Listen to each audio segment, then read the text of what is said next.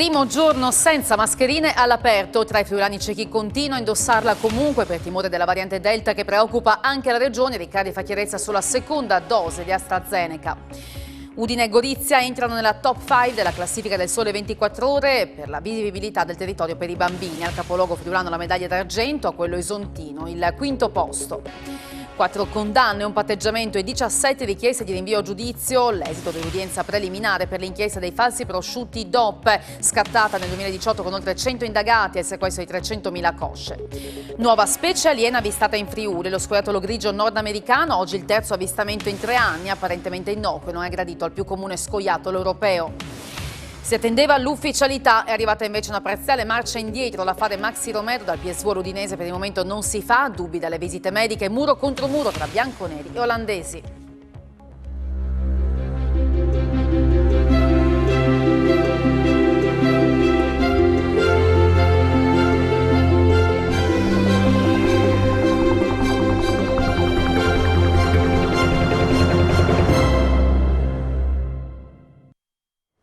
Buonasera dal telegiornale di Telefriuli, ben trovati a questa nostra edizione serale. Quello di oggi è stato dunque il primo giorno senza mascherine all'aperto, con l'Italia per la prima volta tutta in zona bianca. Le protezioni però dovranno essere sempre a portata di mano, questo perché saranno obbligatorie nei luoghi al chiuso, ad esempio in ufficio, sui bus o nei supermercati, e andranno usate all'esterno in caso di assembramenti. Di fatto non cambierà moltissimo per i cittadini, anche se l'ordinanza del ministro Speranza, valida fino al 31 luglio, depone la decadenza di un obbligo che durava da ben 15 mesi. La mascherina, in estrema sintesi, andrà indossata in tutti gli ambienti chiusi, ma anche nei bar all'aperto, quando ci si avvicinerà alla cassa per pagare il conto o quando ci si recherà alla toilette. I camerieri invece dovranno indossarla sempre, così come i bagnini, e resterà obbligatoria anche nei cinema o durante gli spettacoli all'aperto, nonostante le sedute distanziate.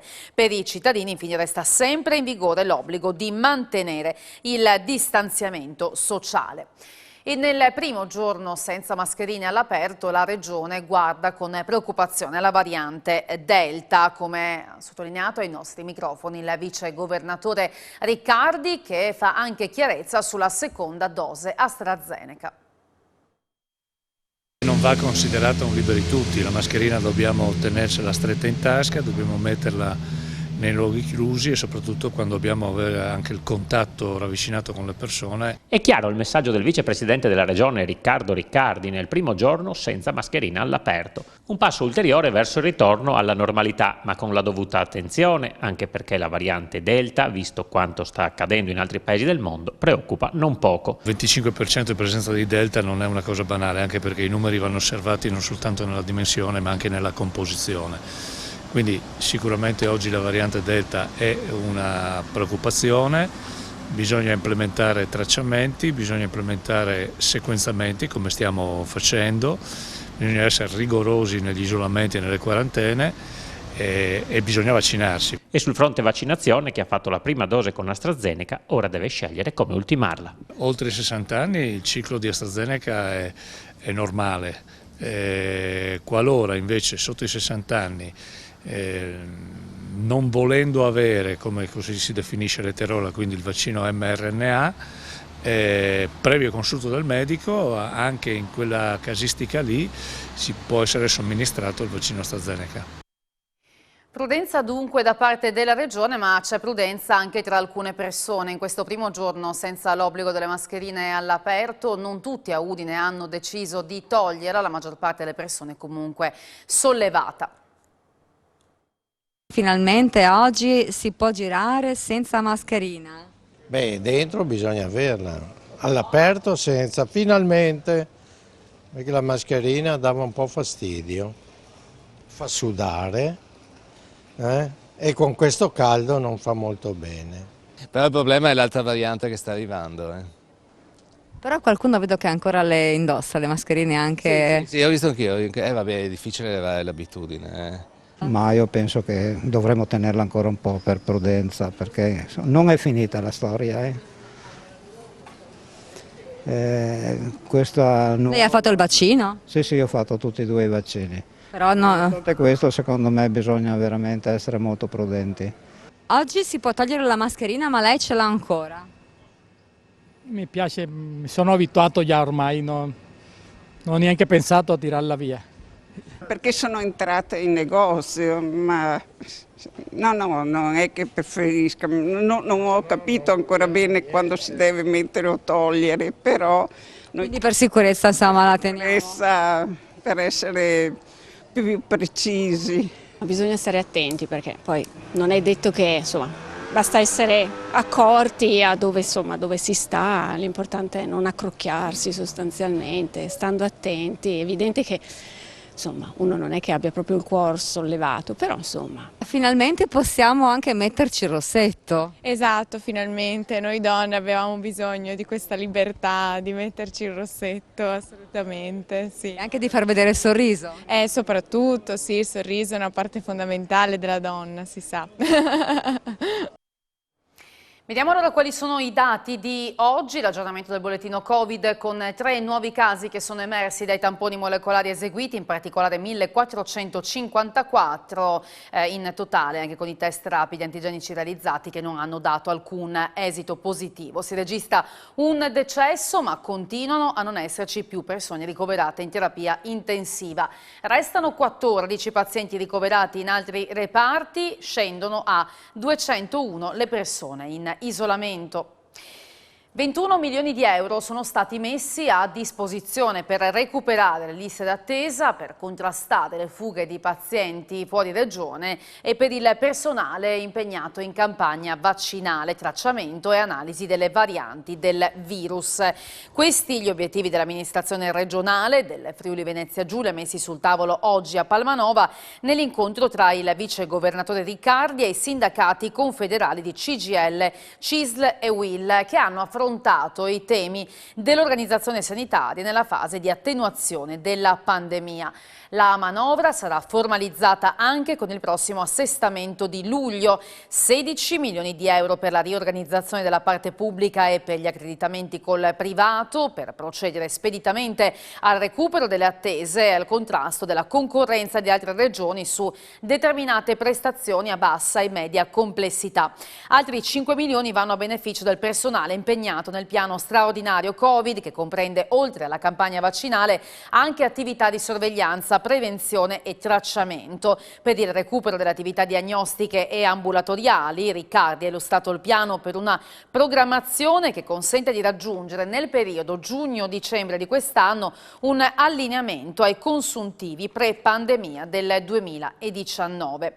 E dall'incontro tra Regione e sindaci del territorio, parlando ancora di sanità, è emerso come l'ospedale di Spilimbergo stia tornando alla normale attività. Nessun depotenziamento per l'ospedale di Spilimbergo, questa la rassicurazione della Regione per bocca del vicegovernatore Riccardo Riccardi ai sindaci del mandamento durante un incontro al Teatro Miotto. Come messo nero su bianco da ASFO, per la chirurgia e l'ortopedia si procederà a una riorganizzazione delle sale operatorie, cosa che permetterà di incrementare l'attività nell'arco di 5 giorni della settimana per 12 ore al giorno, con l'acquisizione di nuovi specialisti e l'organizzazione di una ragionata turnazione dei chirurghi presenti. La medicina interna, che era stata riconvertita durante il periodo della pandemia in reparto Covid, ha ripreso la sua naturale funzionalità con 30 dei 35 posti a disposizione. Nei prossimi mesi, ha assicurato Riccardi, verrà rinforzata con l'arrivo di nuovi medici e personale di assistenza. Inoltre, il pronto soccorso verrà gestito dal personale medico interno con supporto di professionisti esterni. Presente anche l'europarlamentare Marco Dreosto, promotore dell'iniziativa. Una ampia discussione su quelle che sono le prospettive di questa importante struttura che, ricordo, dà assistenza a circa 70.000 cittadini di questo territorio. Quindi abbiamo voluto proprio che l'assessore di sua prima parola porti quelle che sono le prospettive importanti che abbiamo già condiviso in un piano che sarà strutturato poi nel piano aziendale del mese di settembre, che darà appunto alla struttura ospedaliera di Spilimbergo vere e importanti prospettive. Ad agosto ci sarà il blocco temporaneo dell'attività interventistica che riprenderà a regime nel mese di settembre, come è avvenuto ogni anno, per permettere al personale lo smaltimento delle ferie. Le province di Udine e Gorizia entrano nella top 5, nelle prime 5 posizioni della classifica del Sole 24 Ore che misura la vivibilità del territorio per i bambini. In particolare a Udine va la medaglia d'argento, mentre a Gorizia il quinto posto. 20ª Pordenone, 33ª Trieste. La classifica si basa su 12 indicatori, nel dettaglio Gorizia è prima in Italia per superficie di verde attrezzato per bambini fino a 14 anni. Trieste è la città con la media più bassa di studenti per classe, pari a 14,99. Pordenone e Trieste sono prima e seconda per edifici scolastici dotati di piscina o palestra, con il 65,09 e il 61,02%, e Gorizia è seconda anche per tasso di fecondità, con una media di 1,42 figli per donna. Il Sole 24 Ore ha indagato anche il benessere di giovani e anziani. Nel primo caso le province del Friuli Venezia Giulia ottengono il 13° posto con Gorizia, il 14° con Trieste, il 24° per Pordenone e il 50° per Udine. Trieste è prima in Italia per numero di laureati tra la popolazione 25-29 anni, ma ultima per amministratori comunali con meno di 40 anni. Pordenone vanta il minor tasso di disoccupazione giovanile in Italia al 6,5%, nella fascia 25-29 anni. Maglia nera invece a Udine per il gap tra affitti tra centro e periferia città, e infine per quanto riguarda il benessere degli anziani Gorizia è 12ª, Pordenone 16ª, Trieste 18ª, Udine 38ª. Tra gli indicatori presi in considerazione anche il tasso di geriatri ogni 10.000 residenti con più di 65 anni. In questo caso Pordenone è all'ultimo posto in Italia con lo 0,53%. Felice della classifica stilata dal Sole 24 Ore, il primo cittadino di Udine che commenta: il secondo posto della provincia non può rendermi orgoglioso come sindaco della città capitale del Friuli. È proprio a partire dalla tutela dell'infanzia, aggiunto Fontanini, della famiglia e della maternità, che si determina quella qualità di vita che poi si estende all'intera comunità cittadina. Fontanini dà il merito di questo risultato ai cittadini udinesi, perché solo con il contributo di tutti è possibile raggiungere certi traguardi, e questo ha aggiunto anche l'assessore all'istruzione Battaglia, ringraziando gli uffici per il lavoro svolto, ad esempio per quanto riguarda i centri estivi o i doposcuola comunali. Siamo alla cronaca. Sono stati estinti rapidamente 2 incendi scoppiati questa mattina, uno nel campo nomadi di via Montesei Busi a Udine e uno tra via Butiro e via Pradamano, dove le fiamme hanno minacciato l'area della ferrovia. Nel villaggio Rom sono andati a fuoco diversi materiali e la colonna di fumo prodotta dalla combustione è rimasta visibile a lungo da chilometri. I pompieri hanno messo in sicurezza le bombole di gas e bonificato le aree, non si sono registrati feriti. Ferito invece un operaio di 32 anni nel primo pomeriggio di oggi a Remanzacco, mentre stava scaricando un serramento, si è tagliato perché si è rotto il vetro, è andato in frantumi cadendo dal camion utilizzato per il trasporto. Parliamo di vacanze, in particolare della popolarità delle case vacanze prenotabili online, che aumenta però contemporaneamente il rischio dei tentativi di truffa da parte dei proprietari e affittacamere. Ad essere presi di mira sono soprattutto gli utenti inesperti o chi per la prima volta si affaccia all'uso di internet, e allora i suggerimenti della polizia postale per evitare spiacevoli sorprese. L'estate 2021 è ormai alle porte e gli italiani, tra Green Pass e vaccini, si preparano a prenotare le loro vacanze. La rete si conferma uno dei metodi più utilizzati per questo tipo di prenotazione, ed è per questo che la Polizia Postale in questo periodo emana una serie di consigli volti a prevenire il rischio che dalla prenotazione di una casa vacanza ci si ritrovi poi in una casa fantasma. È bene infatti seguire alcuni piccoli consigli durante la navigazione. Ad esempio, quando intendiamo prenotare una casa vacanza su un determinato sito, è bene caricare le immagini dell'immobile stesso su un comune motore di ricerca. La rete in questo modo ci restituirà una serie di recensioni positive o negative che ci permetteranno di orientare le nostre scelte. Analogamente è possibile fare una verifica dell'indirizzo di residenza dell'abitazione stessa. In questo modo, caricando ad esempio l'indirizzo su comune portale motore di ricerca quale può essere Google Maps, possiamo verificare di persona in qualche modo l'effettiva presenza dell'immobile, evitando così il rischio di incorrere in case fantasma. Per quanto riguarda poi i metodi di pagamento, è sempre bene affidarsi a metodi di pagamento tradizionali, diffidando quindi da carte prepagate o sistemi di pagamento che prevedono in questo modo il trasferimento del denaro.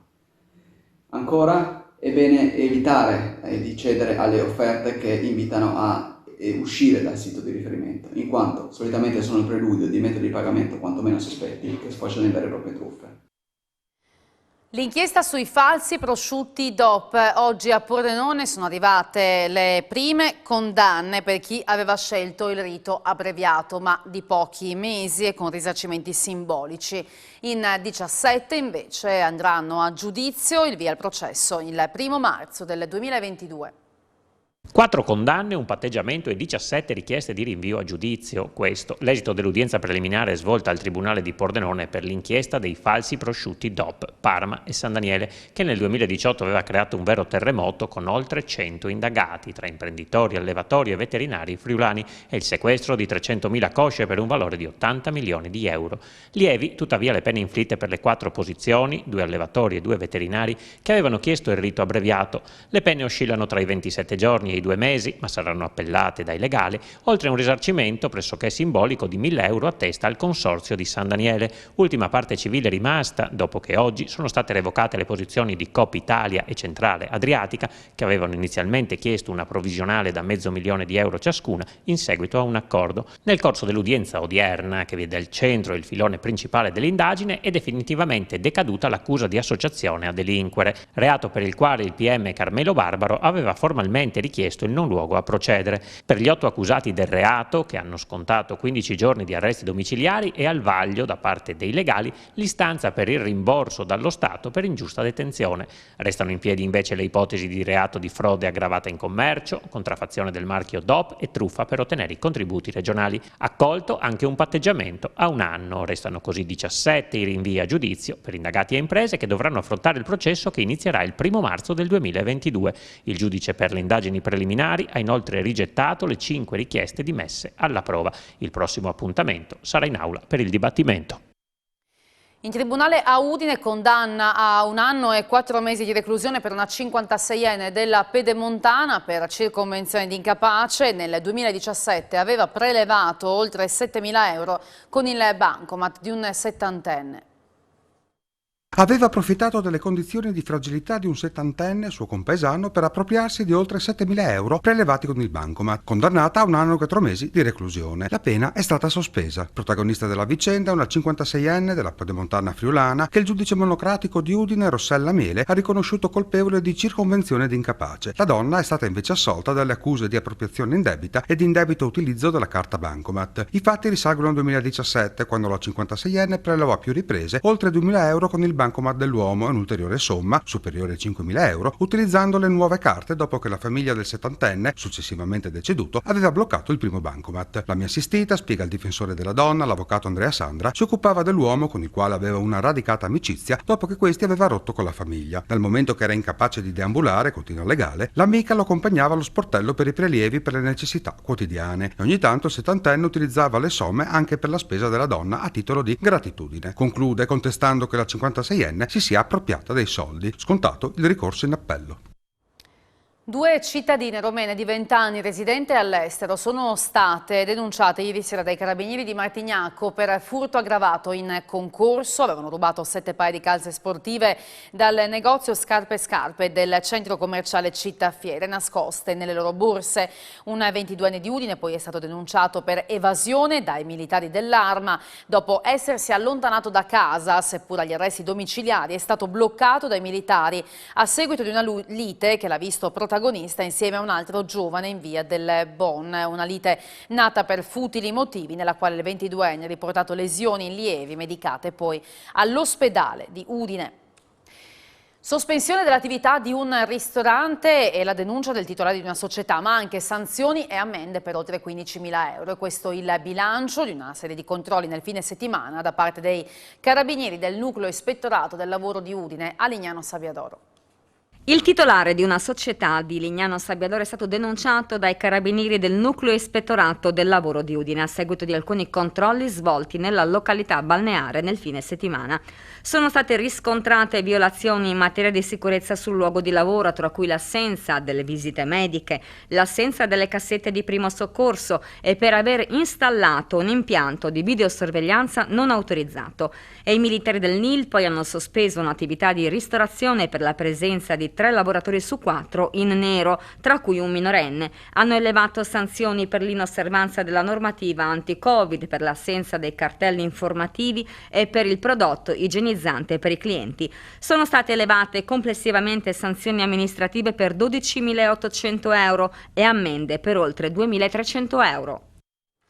Si è parlato di economia e lavoro dopo la pandemia. In un convegno oggi in Regione è intervenuta anche l'assessore al lavoro del Friuli Venezia Giulia, Alessia Rosolen. Ha detto: in questa fase i cambiamenti sono velocissimi, dobbiamo essere in grado di mettere in campo tutti gli strumenti a nostra disposizione per traghettare nel futuro la nostra società, dando risposte che non possono essere né prudenti né assistenzialistiche, garantendo ai cittadini una platea di diritti e certezze che sono fondamentali. Nonostante il pesante impatto causato dalla pandemia, l'occupazione in Friuli Venezia Giulia ha tenuto grazie a imprenditori che hanno continuato a credere nelle proprie attività, ha sottolineato l'assessore. I comparti che hanno sofferto maggiormente sono stati il commercio, il turismo e il lavoro autonomo e temporaneo, così come il tema del lavoro femminile e giovanile in forte sofferenza deve rimanere centrale nelle nostre politiche. L'assessore Rosolen ha poi sottolineato come vadano colte tutte le opportunità del PNRR e della programmazione europea in un contesto caratterizzato da una forte ripresa del prodotto interno lordo che viene stimato in crescita del 5% nel 2021 e del 4,5% nel 2022. L'assessore alle attività produttive Sergio Emidio Bini ha sottolineato come il Friuli Venezia Giulia abbia tutte le carte in regola per attrarre nuovi investimenti, determinante per la ripartenza e per il cambiamento del Paese anche il ruolo del governo che secondo Bini deve mettere mano a una seria riforma fiscale e introdurre misure volte a ridurre il peso della burocrazia. E la Giunta regionale, su proposta dell'assessore all'ambiente Scoccimaru, ha confermato per un mese, dal 1 luglio fino al 31 luglio di quest'anno, l'entità dello sconto carburanti praticato alla pompa ai cittadini del Friuli Venezia Giulia. Lutto a Rivignano Teore, nella chiesa udinese, per la morte di Don Adolfo Pituello, storico parroco delle comunità di Aris, Flambruzzo e Sevigliano. Il presule è ispirato nelle prime ore di ieri a 96 anni, di cui 70 di vita sacerdotale. La collaborazione pastorale si prepara a salutarlo con un intenso programma di preghiera. E veniamo a Udine con un cantiere da 3 milioni di euro che riguarda la scuola Pascoli. Vediamo per quali interventi.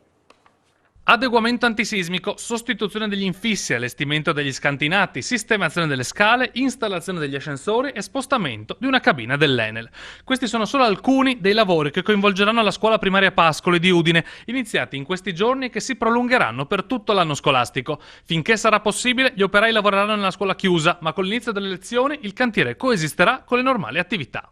Siamo sull'ordine dei 3 milioni e 2 di lavori, invece lordi sono 2 milioni e 3. Qui i lavori vengono fatti per l'antisismico prima di tutto, perché è veramente costruita negli anni 60, nel 59-60, ha dei problemi proprio strutturali che vanno sanati nel più breve tempo possibile. Ecco perché siamo partiti quest'anno con 3 scuole, l'Alberti, la Zorutti e questa Pascoli, che è la più importante e la più grossa.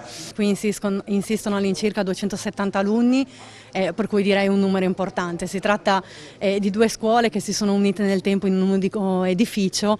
Sicuramente sono dei lavori importanti e per questo voglio ringraziare già il personale docente e anche le famiglie. Dobbiamo utilizzare questi fondi che arrivano da Roma, sono i fondi Kyoto per l'ambiente, e qui ci sarà un intervento anche sotto l'aspetto ambientale per rendere questa scuola meno energivora, come si dice, no?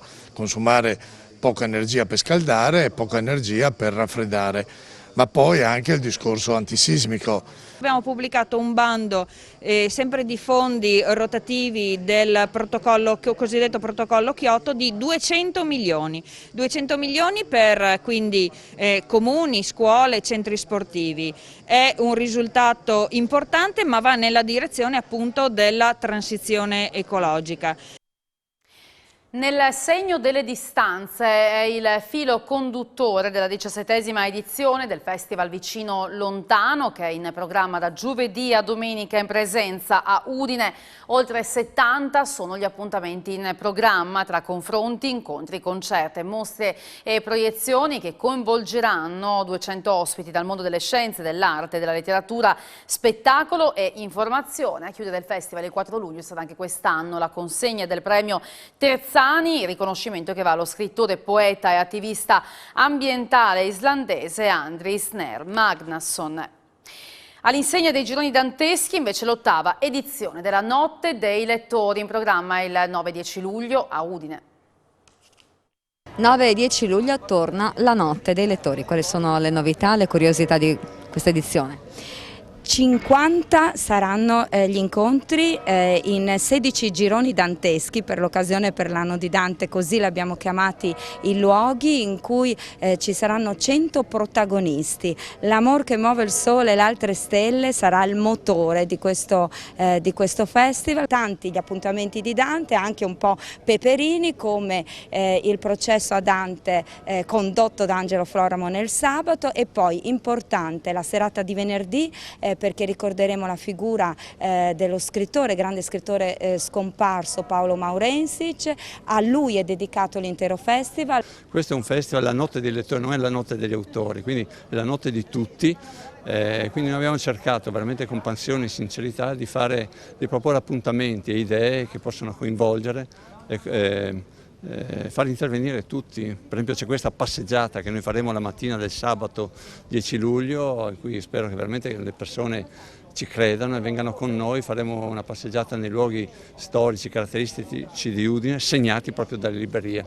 Abbiamo raccolto come Confesercenti ben 18 osterie che proporranno un piatto e un calice di vino con dei nomi particolari legati all'inferno dantesco, una cosa simpatica ma contemporaneamente anche di grande qualità. Abbiamo tanti che concorrono per questa festa del libro e della lettura che animerà la città di Udine per 2 giorni, venerdì 9 e sabato 10 luglio, dalla mattina alla sera.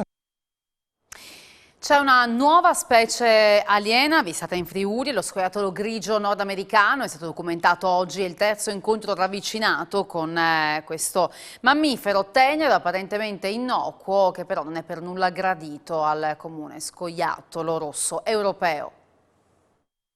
Si fanno sempre più numerosi gli avvistamenti dello scoiattolo grigio nordamericano in Friuli Venezia Giulia. L'ultimo in ordine cronologico è avvenuto questa mattina a Castions delle Mura, dove il vice ispettore della polizia locale di Bagnaria Arsa, Alessandro Pian, è riuscito a immortalare l'animale con il proprio smartphone su un albero vicino al cimitero.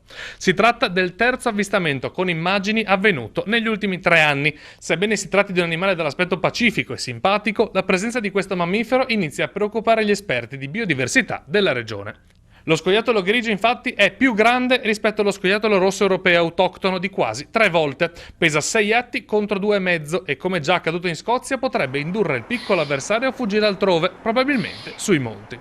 Lo scoiattolo grigio della Carolina è uno dei più pericolosi alloctoni che si potrebbe vedere saltare tra gli alberi delle nostre foreste. A confermarlo è lo zoologo del Museo Friulano di Storia Naturale Luca Lapini. È presto per preoccuparsi, spiega lo studioso, ma i dati cominciano a essere troppi per continuare a supporre che si trattino di semplici fughe dalla cattività. Oppure altro. Tra poco l'appuntamento con Sport FVG, in primo piano ci sarà il calcio mercato con uno stop, una frenata nell'affare Maxi Romero all'Udinese, dubbi dalle visite mediche, i bianconeri fermano tutto e scatta un abbraccio di ferro con il PSV, dal quale appunto il giocatore sembrava ormai cosa fatta, doveva arrivare. Ma parleremo anche di APU, di un importante risultato ottenuto da Irene Bellan nel canottaggio e non solo, spazio anche al softball. Tra poco a Sport FVG. Grazie per aver seguito il nostro telegiornale e buon proseguimento di serata a tutti voi. Arrivederci.